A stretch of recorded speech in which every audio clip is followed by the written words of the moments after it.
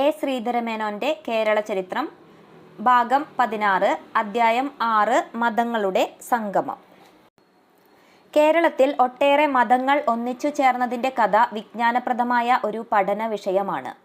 അതിപ്രാചീന കാലത്തു തന്നെ ഭാരതത്തിലെ എല്ലാ മതങ്ങളുടെയും തത്വചിന്താ പദ്ധതികളുടെയും ഒരു സംഗമ സ്ഥലമായിരുന്നു കേരളം. ഇന്ത്യയിലെ ജൈന ബുദ്ധമതങ്ങൾക്ക് പുറമെ ക്രിസ്തുമതം, യഹൂദമതം, ഇസ്ലാം മതം എന്നീ പ്രധാനപ്പെട്ട ലോകമതങ്ങളും കേരളത്തിൻ്റെ മണ്ണിൽ വേരുറപ്പിച്ചു. പ്രസ്തുത മതങ്ങൾക്ക് കേരളത്തിലുണ്ടായ വളർച്ചയുടെ ചരിത്രത്തെക്കുറിച്ച് നമുക്ക് ഈ അധ്യായത്തിൽ ഒരു സാമാന്യ അവലോകനം നടത്താം.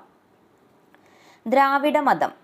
മതപരമായ സങ്കുചിതത്വമില്ലാത്ത ദ്രാവിഡാചാരങ്ങളായിരുന്നു പ്രാചീന കേരളീയർ പിന്തുടർന്നിരുന്നത്.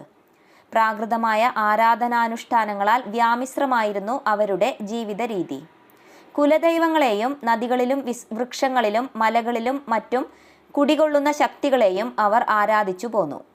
ഗ്രാമങ്ങൾക്ക് കാവൽ നിൽക്കുന്ന മറ്റു ദൈവങ്ങളും രോഗം കൊണ്ടുവരുന്ന പിശാചുക്കളും അവർക്കുണ്ടായിരുന്നു. ആട്ടവും പാട്ടുമായി നിവേദ്യം നൽകിയാണ് അവർ ഈ ദേവന്മാരെയും ദേവിമാരെയും പൂജിച്ചിരുന്നത്. സംഘകാലത്ത് രാജാക്കന്മാരും സാമാന്യ ജനങ്ങളും ഇഷ്ടകാര്യ ലാഭത്തിനു വേണ്ടി കൊറ്റവൈ എന്ന സമരദേവിയെ, ദ്രാവിഡ ദുർഗയെ പ്രീതിപ്പെടുത്താൻ വലിയ പൂജകൾ നടത്തിയിരുന്നതായി നേരത്തെ പ്രസ്താവിച്ചു. പല്യാനൈ ചെൽക്കെഴുക്കുട്ടുവിനെ പോലുള്ള ചേര രാജാക്കന്മാർ ഈ ദേവിക്ക് ഇറച്ചിയും കള്ളും നിവേദിച്ചിരുന്നു. പ്രാചീന കേരളീയർ പൂർവികന്മാരെയും ആരാധിച്ചിരുന്നതായി കാണാം. മരിച്ചുപോയ വീരന്മാർക്ക് സ്മാരകശിലകൾ നടുക്കൽ സ്ഥാപിക്കുകയും അവരെ പൂജിക്കുകയും ചെയ്തിരുന്നത് ഇതിന് തെളിവാണ്. വൃക്ഷാരാധനയും സാധാരണമായിരുന്നു. ആൽമരത്തിൽ ദേവന്മാരുടെ അധിവാസമുണ്ടെന്ന് കരുതുകയും അതിനെ ഭക്തിപൂർവം പൂജിക്കുകയും ചെയ്തു. സംഘകാലത്ത് കേരളത്തിൽ നാഗാരാധന നിലവിലുണ്ടായിരുന്നതായി തെളിവില്ല. AD 7-ാം ശതകം വരെ ഗണപതി പൂജയും ഇല്ലായിരുന്നു. ഇങ്ങനെ കേരളീയർ ദ്രാവിഡ ആരാധനാ സമ്പ്രദായങ്ങളുമായി കഴിഞ്ഞിരുന്ന കാലത്താണ് ക്രിസ്തുവർഷം ആരംഭിക്കുന്നതിന് തൊട്ടുമുൻപുള്ള ശതകങ്ങളിൽ ജൈന, ബൗദ്ധ, ബ്രാഹ്മണ മതങ്ങൾ കേരളത്തിലേക്ക് വന്നത്. ക്രമേണ ജനങ്ങളിൽ ഒരു വിഭാഗം ഈ മതങ്ങളിലേക്ക് ആകർഷിക്കപ്പെട്ടു. എന്നാൽ ക്രിസ്തുവർഷത്തിൻ്റെ ആദ്യ ശതകങ്ങളിൽ ബഹുഭൂരിപക്ഷം കേരളീയരും ദ്രാവിഡാചാരങ്ങൾ തന്നെ തുടർന്നു പോന്നതായിട്ടാണ് സംഘകാല കൃതികളിൽ നിന്ന് മനസ്സിലാകുന്നത്. ഏതാനും ജൈന ബുദ്ധക്ഷേത്രങ്ങളിൽ ആരാധന നടത്തുകയും അതേസമയം വേദവിധി പ്രകാരമുള്ള കർമാനുഷ്ഠാനങ്ങളിൽ ഏർപ്പെടുകയും ചെയ്യത്തക്കവണ്ണം എല്ലാ മതങ്ങളോടും സമഭാവം പുലർത്തുമാറ് വിശാല മനസ്കരായിരുന്നു അന്നത്തെ ജനങ്ങൾ. കാലാന്തരത്തിൽ കേരളത്തിലെ സ്വതന്ത്ര സമുദായത്തിൽ ഈ 3 മതങ്ങളും ക്രമപ്രവൃദ്ധമായ വികാസം നേടുകയും അവയുടെ മുദ്രകൾ കേരള സംസ്കാരത്തിൽ അവശേഷിപ്പിക്കുകയും ചെയ്തു. ജൈനമതം. BC 3-ാം ശതകത്തിലായിരിക്കണം ജൈനമതം കേരളത്തിൽ പ്രവേശിച്ചത്. മൗര്യ ചക്രവർത്തിയായിരുന്ന ചന്ദ്രഗുപ്ത മൗര്യൻ BC 321-297 15-ാമത്തെ ഭരണവർഷത്തിൽ സിംഹാസനം കൈവെടിഞ്ഞ് ഭദ്രബാഹു എന്ന ജൈവ സന്യാസിയോടൊപ്പം മൈസൂരിലെ ശ്രവണ ബെൽഗൊളയിൽ വന്നിരുന്നതായി പറയപ്പെടുന്നു. ചന്ദ്രഗുപ്തനും ഭദ്രബാഹുവും അവിടെ താമസിക്കുന്ന കാലത്ത് അവർ ദക്ഷിണേന്ത്യയിൽ ജൈനമതം പ്രചരിപ്പിച്ചു തുടങ്ങി എന്നാണ് ജൈനരുടെ വിശ്വാസം. ചന്ദ്രഗുപ്ത മൗര്യൻ ശ്രവണ ബെൽഗൗള വരെ മാത്രമേ വന്നുള്ളൂ എങ്കിലും അദ്ദേഹത്തിൻ്റെ അനുഗാമികൾ ദക്ഷിണേന്ത്യയിലെ വിവിധ സ്ഥലങ്ങൾ സന്ദർശിക്കുകയുണ്ടായി. പ്രശാന്തമായ ധ്യാനസ്ഥലം കണ്ടുപിടിക്കുകയായിരുന്നു ജൈനമതത്തിലേക്ക് ആളുകളെ ചേർക്കുകയായിരുന്നില്ല അവരുടെ പ്രധാന ലക്ഷ്യം. ഈ സാഹചര്യത്തിലായിരിക്കാം കേരളത്തിലേക്കും ജൈനമതം കടന്നുവന്നത്. ക്രിസ്തുവർഷത്തിൻ്റെ ആരംഭ ശതകങ്ങളിൽ ജൈനമതത്തിന് കേരളീയ ജനങ്ങളുടെ മേൽ നല്ല സ്വാധീന ശക്തിയുണ്ടായിരുന്നു. ചില രാജാക്കന്മാർ അതിനെ പ്രോത്സാഹിപ്പിക്കുകയും ചെയ്തു. ചിലപ്പതികാരത്തിൻ്റെ കർത്താവായ ഇളങ്കോ അടികൾ ജൈനമതക്കാരനായിരുന്നു. അദ്ദേഹത്തിൻ്റെ ആസ്ഥാനമായ തൃക്കണാമതിലകം, തമിഴ് സാഹിത്യത്തിലെ കണവായിൽ കോട്ടം, അക്കാലങ്ങളിൽ ജൈനമതത്തിൻ്റെയും ജൈന വിജ്ഞാനത്തിൻ്റെയും കേന്ദ്രമെന്ന നിലയിൽ പ്രസിദ്ധി നേടി. പ്രാചീന കേരളത്തിൽ പല ജൈനക്ഷേത്രങ്ങളും ഉണ്ടായിരുന്നു. പിൽക്കാലത്ത് ഹിന്ദു ക്ഷേത്രങ്ങളായി തീർന്ന അവയിൽ ചിലത് ഇന്നും നിലനിൽക്കുന്നുണ്ട്. മേൽപ്പറഞ്ഞ മതിലകത്ത് ചുറ്റും ഒട്ടേറെ ഉപക്ഷേത്രങ്ങളോടുകൂടിയ സുപ്രസിദ്ധമായ ഒരു ജൈനക്ഷേത്രമുണ്ടായിരുന്നു.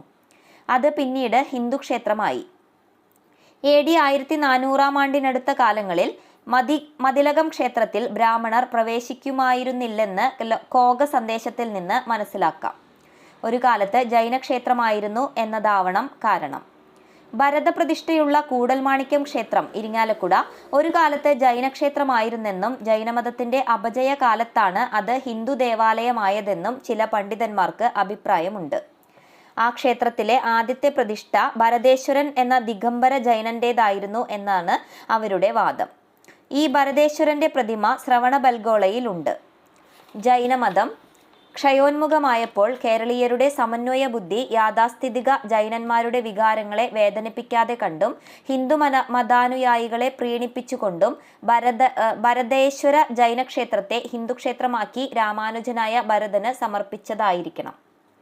പെരുമ്പാവൂരിനടുത്ത് കല്ലിൽ എന്ന സ്ഥലത്ത് ഗുഹാനിർമ്മിതമായ ഒരു ജൈനക്ഷേത്രമുണ്ട്.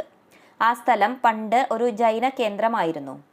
ക്ഷേത്രത്തിൽ പാർശ്വനാഥന്റെയും മഹാവീര തീർത്ഥങ്കരന്റെയും പത്മാവതി ദേവിയുടെയും പത്തിനിയുടെയും പ്രതിമകൾ കാണാം. ഇന്ന് ഭഗവതി ക്ഷേത്രമായി കരുതി ഹിന്ദുക്കൾ അവിടെ ആരാധന നടത്തുന്നു. നമ്പൂതിരി ബ്രാഹ്മണരാണ് പുരോഹിതന്മാർ. അവിടെയുള്ള ജൈന ദേവന്മാരെയാണ് ആരാധിക്കുന്നത് എന്ന സങ്കല്പത്തിൽ ജൈനരും ആ ക്ഷേത്രം സന്ദർശിക്കാറുണ്ട്. വയനാട്ടിലെ ഗണപതിവട്ടം അഥവാ സുൽത്താൻ ബത്തേരി, മാനന്തവാടി മുതലായ സ്ഥലങ്ങൾ പഴയ കേരളത്തിലെ പ്രധാനപ്പെട്ട ജൈന കേന്ദ്രങ്ങളായിരുന്നു.